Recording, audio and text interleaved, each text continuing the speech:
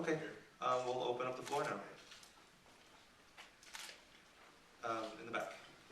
Josh Wildfelly from WCCA TV. Last I checked, you had a YouTube channel. Were you planning on ever getting an actual website for just Marble Hornets, or? We have a website for our, I guess, production company that we make Marble Hornets under. It's THAC.tv, THAC.tv. That's kind of our most recent thing that we did was found that company, because before we were just kind of doing it just by ourselves, I guess, unofficially. Then we found out that taxes exist, and we had to make that company. But yeah, it's kind of a catch-all right now for everything we do, including Marble Hornets. We're video guys, not web designers, so yeah, it's still in the early. Yeah, it's still in the early stages of even being a website. Being a website, yeah. But we do everything under that. We sell our merch there and everything. Yeah. Cool. Who's next? In the back with the gray shirt. Yep. My friends and I are very big fans. Nick Gansel from GeekVision.tv. My friends and I are all very big fans. You know, we have trouble sleeping at night sometimes after watching it. And I was wondering, when you started this, how much did you know going in? Because I'm assuming a lot of it was kind of discovered as you went. So I was wondering, what did you actually know when you set to embark on this? I knew literally nothing. I was a I actually wasn't even in school at the time. I was working at just a little used video game store when we started, and had never done anything involving video. And after that, I still didn't know much because I was a music performance major. So basically everything we did on Marble Hornets was new to me. Can you specify, did you mean discover in the story or discover how to make videos, or both? I meant in the story, but if you're interested about how to make videos. Season 1 was all basically off the cuff. It was all a series of little 3x5 note cards of basically shots we thought would be cool. And then it got way out of hand, and we were like, oh man, we should maybe write a story around this. Yeah, like the first 10 entries or so, we were just like, we're just going to shoot whatever we think is cool, and probably never worry about any kind of story, because we didn't think it would get this popular. So after, I don't know, about halfway through season 1, we were like, we should maybe try to do something with this. And so after that, we tried to start writing a story around that. Then we realized that we couldn't wrap it all up in one season. So we went on to season 2, which was entries 27 through 52.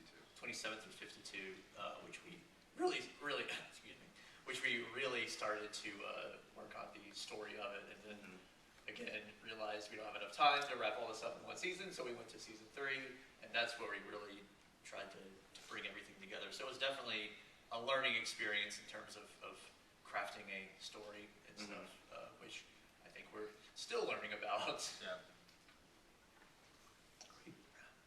Yep, in the black shirt. Josh Adams, cosplayer nation. I understand. How did you feel of getting over the 1 million hump on YouTube? It just kind of happened. Yeah, we weren't really paying attention to it. Then one day we just kind of checked, and we saw that we had over 1 million views, and we're like, oh, that's a lot of people. When we first started, I said to Troy, if our entry number 1 gets over 5,000 views, I would be shocked, because we were just making it for the Something Awful forums. And while that's a pretty good starting base, because you have bleed over from Something Awful into 4chan, Reddit wasn't really huge at the time. Yeah. I don't even know, was Reddit a thing? Yeah, it was. It was? Okay. And then, I don't know, it spread from there. Yeah, it was. We were kind of lucky that we started on the Something Awful forums, because it was almost like a built-in audience that we didn't have to try to seek out. But even then, it was not 1 million people strong. No, not at all. So it just kind of started there, and then luckily they thought it was good enough to spread it through word of mouth, and we've never really advertised it yeah, at we've all. never really advertised it at all. It just kind of spread through the magic of the internet, I guess. the front. Sarah from morepower.com. So what inspired you guys to first start, just filming like scenes that you thought were cool in the first place? We were bored one summer, and You didn't want to get a job, and I didn't want to get a job. didn't want to do my job. So. Yeah. We brought Tim in on it probably about, I guess, a year later to really. What was it like a year?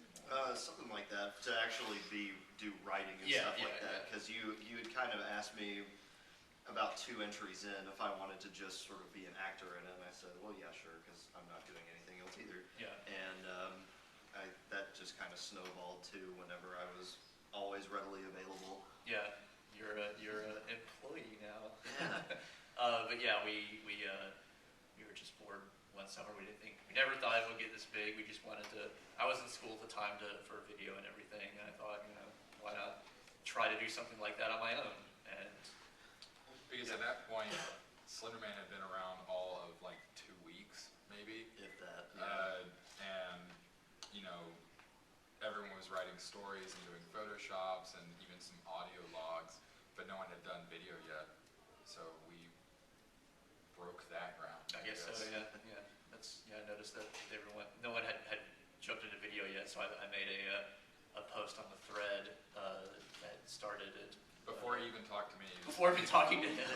He was like, yeah, okay. I was like, yeah, I have these videos. I was thinking like, I can maybe do this on my own. I don't know, but then I knew that Joseph probably wasn't doing anything, so I just called him up and then made those note cards, and then now here we are. Right here. InkForManGamers.com. Okay, also speaking to the composition of the cool shots, are there any directors you consider influential on how you decided to, or which shots you decided to finally take? We didn't need to at the time, I guess, but we realized a little bit later that we were pretty influenced by things like David Lynch and his films. We're big fans of Twin Peaks. Yeah.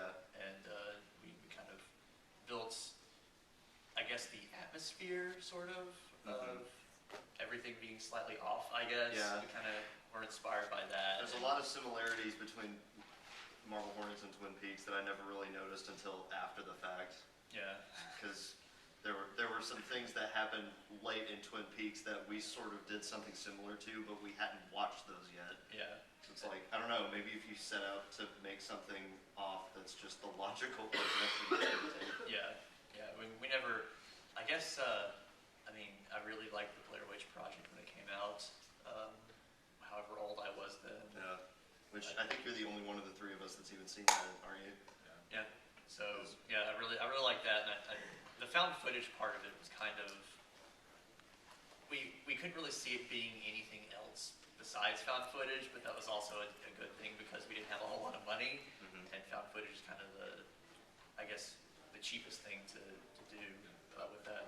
About a month after we started posting our videos, that's when Paranormal Activity started its media blitz. So we're basically trendsetters. Yep.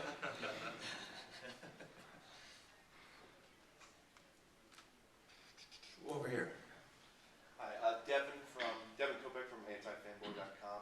Obviously, Slenderman's kind of like big, kind of, I don't want to say grassroots, but it's like a cultural thing. There's video games, there's movies. How do you guys feel about kind of being one of the, I want to say innovators, or like, how do you feel about cultivating like the Slenderman myth at this point? We always kind of think, oh, sorry, were you gonna say? No. We always kind of say that if it wasn't us, it'd probably be someone else. Like, it wouldn't, I'm not going to say That's like, how oh, the internet works. yeah, I'm not going to say if it wasn't for us, it wouldn't be popular, because that's probably not true. But it is very strange to kind of have things that we started being kind of the norm for it in some points, because we didn't want to, when Slenderman was first made, we didn't like the whole tentacles and Kidnapping kids and stuff, so we took that initial idea and kind of formed our own thing around it. Like the video distortion stuff was us, Memory loss. the memory loss was us, all some of the things that are associated with it now are things that we initially did. Like So the symbol. yeah, like the symbol with the circle with the X in it and everything. So it is very surreal to see people taking things that we started and making throwing stuff out of it. It's even weirder when those same people have not even heard of Marble Hornets, Yeah. and they're still watching stuff that we started. Yeah, when the video game came out, when Slender the 8 Pages and Slender the Arrival came out, there were plenty of people that their first interaction with the character was that, Mhm. and then they'd be like, "Oh, Marble Hornets, what's this?" And yeah, and it's kind of like even the 8 Pages was inspired by us. You know, we know the guy that made it pretty well, and Not at the time and not Yeah. until after it came out, but yeah, we're able to, because I watched you play through it whenever it first came out, and we were just kind of like, hey, we've been to all these places in real life. These all Yeah. look really familiar. all these places in the game are inspired by Mhm. places that were in Marble Hornets, and you know, it's, yeah. Sorry, follow up. So with the video game, were you guys ever contacted like, hey, we're thinking about making a Slenderman game. We have some ideas. We kind of, obviously there were some influences. Did they ever contact you? Kind of spitball some ideas with you guys? The first one was basically made, Mark Hadley, the creator of the game, made it to basically learn how to code in Unity. So, there was no discussion there, and it was just a free-to-play game.